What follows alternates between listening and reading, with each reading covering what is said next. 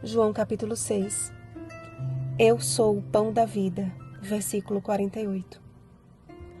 Há algo de muito especial nesta declaração de Jesus. Após o milagre da multiplicação dos pães e dos peixes, seu ministério nunca foi tão aclamado pelas multidões.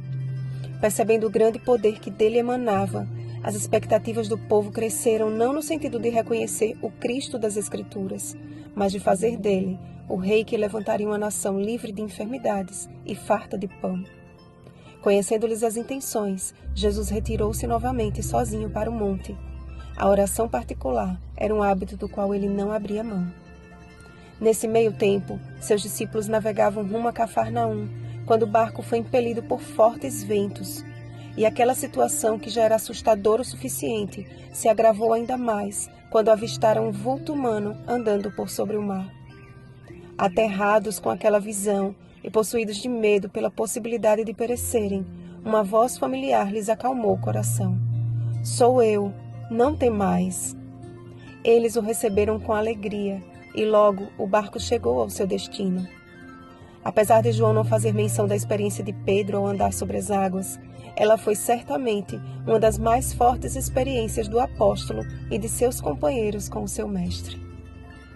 A multidão estava ávida por cumprir o seu propósito. Uma busca desenfreada começou e não desistiriam até encontrar aquele que acreditavam ser um tipo de Moisés, um novo líder de Israel.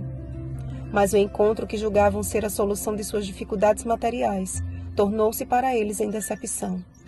Até mesmo os que antes diziam segui-lo escandalizaram-se diante da afirmação de que Cristo é o pão da vida.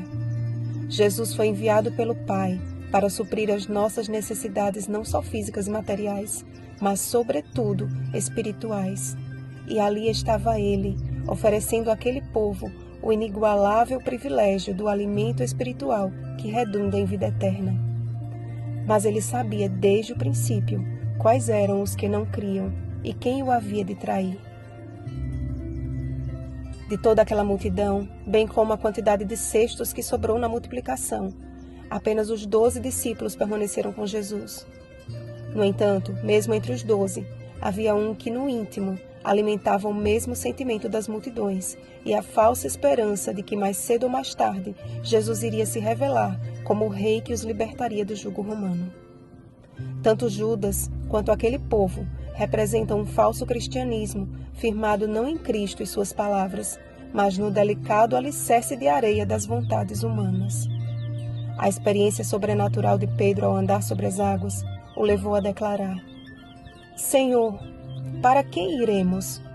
Tu tens as palavras da vida eterna, e nós temos crido e conhecido que Tu és o Santo de Deus. Em outras palavras, Pedro, inspirado pelo Espírito Santo, confirmou o que Jesus disse em João 14,6. Vejamos. Senhor, para quem iremos? Jesus é o caminho. Tu tens as palavras. Jesus é a verdade.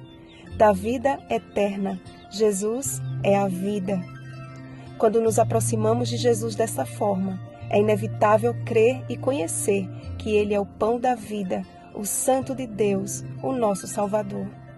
Experimente Jesus Cristo e creia que, se preciso for, Ele andará por sobre as águas da aflição com você e estará na embarcação de sua vida até que possa chegar ao seu destino final, a eternidade com Ele.